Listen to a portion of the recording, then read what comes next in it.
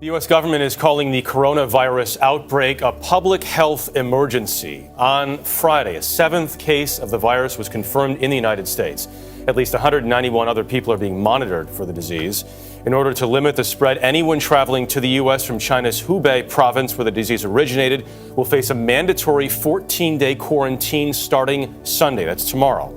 Nearly 200 U.S. citizens evacuated from China are being held at a military base in Southern California. But health officials say the risk of infection is low. It's the bread and butter. I've talked to you before about the bread and butter of public health is identify people who might be symptomatic or might have the disease, diagnose, isolate, treat, contact trace. This is the first time in more than 50 years that the federal government has ordered a quarantine. Chinese health officials said today another 46 people have died from the coronavirus, upping the total now to 259. And the official number of infections is nearly 12,000, making this larger than the SARS outbreak in 2002 and 2003. Millions of people in central China, where the outbreak began, are for the most part confined to their homes, the largest quarantine in human history. Ramy Inocencio is at Beijing's capital airport with the latest. Ramy, good morning. Good morning. And fears of more infections are playing out in the United States and around the world. The Trump administration says it will now bar foreign nationals entering the United States if they've been here to China in the 14 days before they arrived. Now, direct flights from Beijing, Shanghai, and other Chinese cities are being frozen or cut even more. That's what American, Delta, and United announced on Friday. More European and Asian carriers are doing similar. Now, that's after the World Health Organization declared coronavirus a global health emergency, and after the State Department raised its travel advisory for China to its highest, a level 4, which means do not travel to China. Today, the World Health Organization officially announced that this is a global pandemic. We have been in frequent contact with our allies, and we are marshaling the full power of the federal government and the private sector to protect the American people. This is the most aggressive and comprehensive effort to confront a foreign virus in modern history.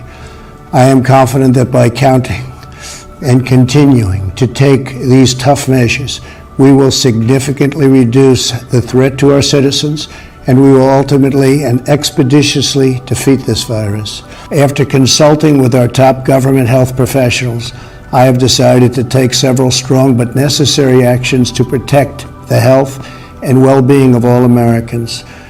To keep new cases from entering our shores, we will be suspending all travel from Europe to the United States for the next 30 days. The new rules will go into effect Friday at midnight. These restrictions will be adjusted subject to conditions on the ground. I think why they decided to do this is probably a multi-pronged approach to it. I think you obviously have, with the new State Department warning advising people against traveling to China, that clearly has played a role between the airline's decision coming today.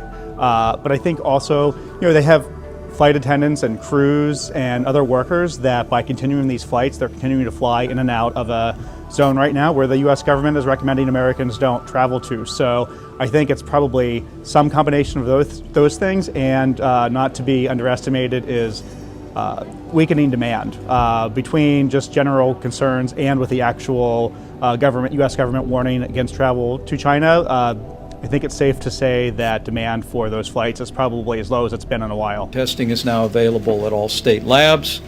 By the end of this week, there will be more than 4 million more tests made available in jurisdictions around the country. 1 million are already in place. In the days and weeks ahead, we're going to continue to see the availability of tests dramatically rise, and we're driving toward that every day. All of our major health insurance companies have now joined with Medicare and Medicaid and agreed to waive all co-pays, cover the cost of all treatment for those who contract the coronavirus.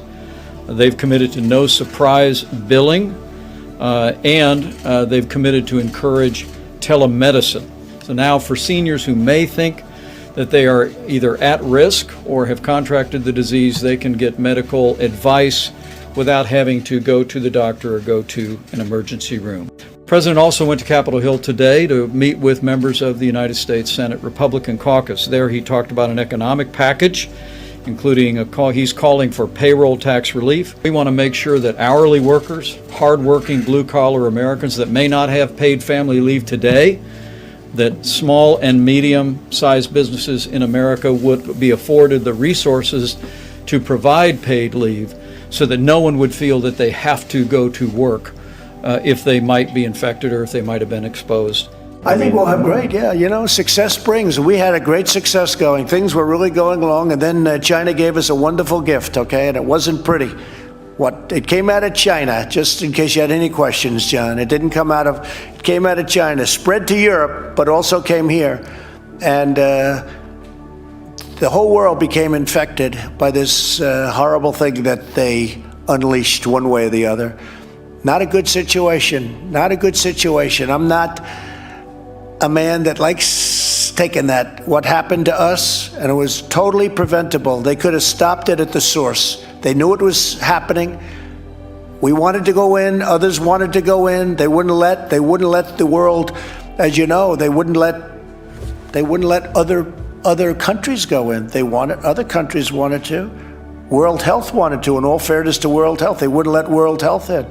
And we're a part of World Health. They wouldn't let them in either. They could have stopped it at the source, and they chose not to.